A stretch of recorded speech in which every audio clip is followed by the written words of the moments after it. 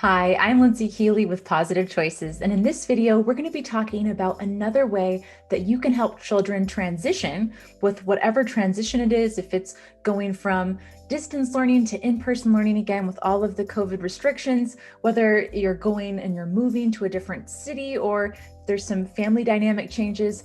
We're going to give you another tool today to help with that transition, and that tool is emotional support, helping children process those feelings to make that transition smoother and to help them work through it.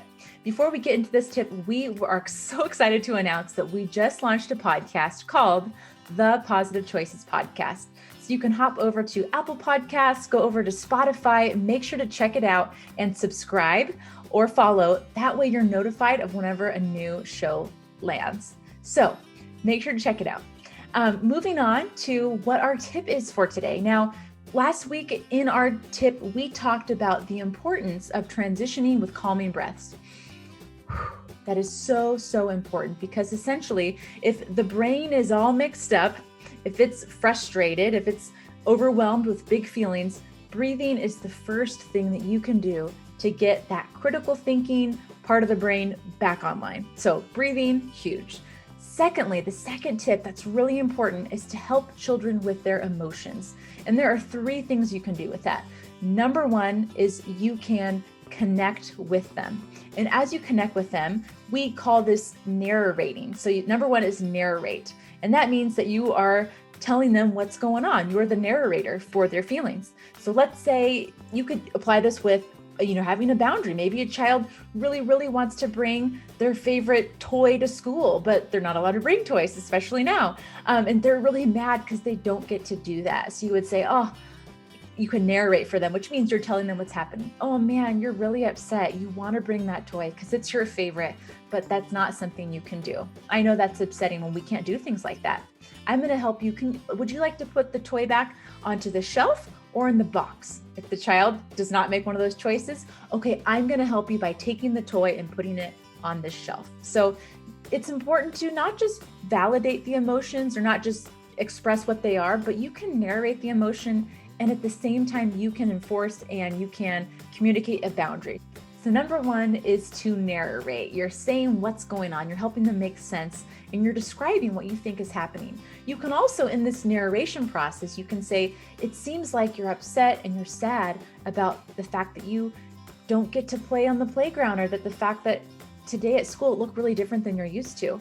And you could say, is that true? Is that how you're really feeling? And the child could say, no, I'm mad because normally we go to Nana's house after school. And then, oh, okay, thanks for sharing that. I understand more what you're feeling. So in that process of explaining to them what's going on, narrating, that is helpful to ask them, is that what you're feeling?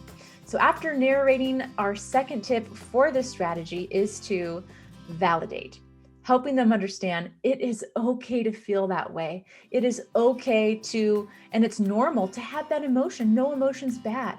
We can say it's okay to have this emotion. And then you can also say it's not okay or it's not helpful to fill in the blank. It's okay to be upset at your brother, but it's not okay to hit him when you're mad. Here, let me help you.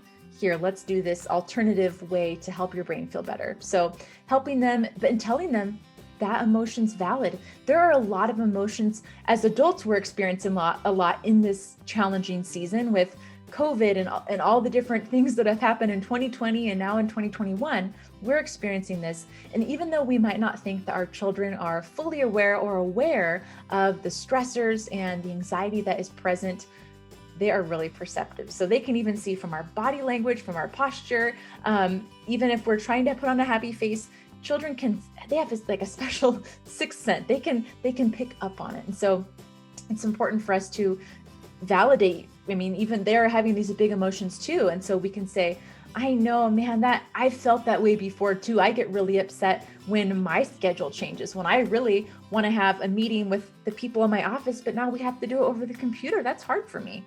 So just validating their emotions, saying that's normal. It's okay to feel that way.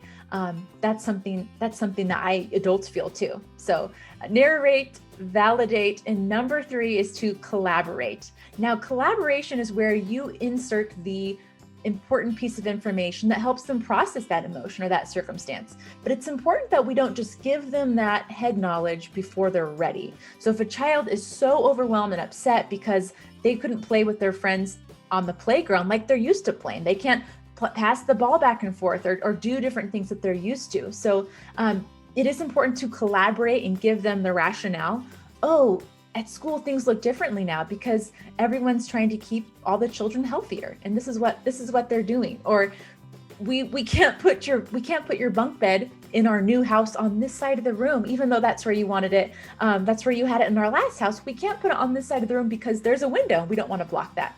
So definitely giving them that information is important, but it's important for us to wait until their brains are in control, when they are calm, when they are feeling like I'm in a space, their brain, their prefrontal cortex is ready to listen and ready to be open to what we're saying. So if we skip the narrating or validation step and go straight to collaborating, child says, I'm so mad, I hate my room now. I hate my room, I hate this new house. If we just say, you should be grateful, and you can't put the bed over here because that doesn't make sense because the window and the air flow. If we just go straight to the information, their brain is not taking it in. But if we start by saying, I know that's really hard. You're feeling frustrated because we've had some changes happen since this move.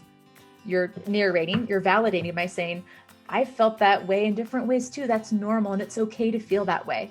And then as you see them start to feel better, would you like me to tell you a little bit more about why we're doing that? Is your brain ready for me to tell you? Maybe they're not ready. Maybe they don't know if they're ready, but you can tell that they have a peace and a calmness to them. And then you can just say, oh, let me tell you why. And you can just give them a reason. But again, they have to be ready. So not only do they have to be ready to learn, but you personally, as the adult, you have to be ready to teach. So before we get into trying to help them, pushing them through with the information, we have to make sure that we are in fact ready to help them. Otherwise, we can hop to you're not doing that because I said so, right? So making sure my child's dysregulated, when they're calm, I as well have to be calm. That way we can navigate these strong feelings. One of the best ways to help kids understand not only how they're feeling, but to help adults know the type of language emotions, we call this emotional literacy. One of the best ways you can do this is by having an emotions chart. So that not only has emotions vocabulary, but also pictures of faces. In the PAWsitive Choices curriculum, we have this How Do You Feel poster. And this has a variety of the main character, Bear, of expressions and emotions that he's experiencing.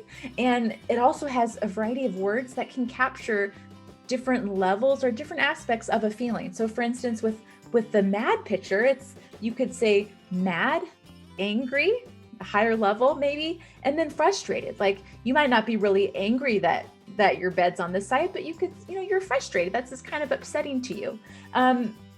For instance, of scared, there's scared, worried, or anxious. So maybe you're not like, a child's not really, really afraid, but they're kind of worried about what tomorrow will look like during math center time because they know it's going to be a lot different than how it normally goes during the school year. So this is really helpful if you have some kind of emotional literacy tool.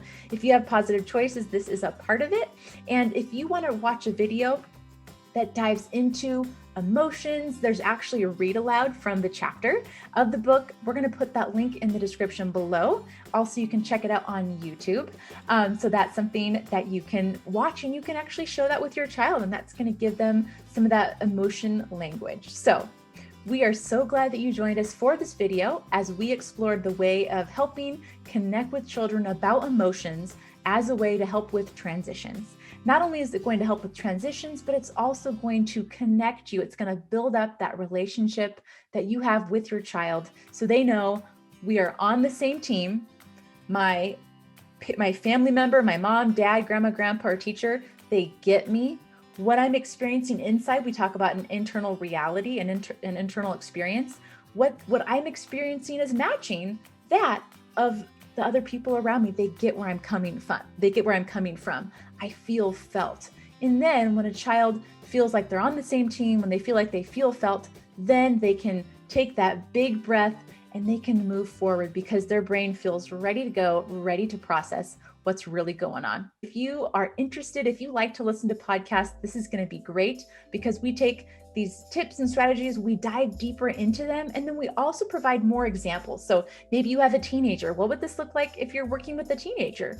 What would this look like if you have a 1 or 2-year-old? So we really take these concepts, we expand them, and then we also have a variety of other topics and things that we go over. So make sure to hop over to Apple Podcasts, to Spotify, and subscribe or follow our podcasts. And so that way you'll never miss a show. You'll get those notifications. Thanks again for watching, and we'll catch you in the next video. Bye.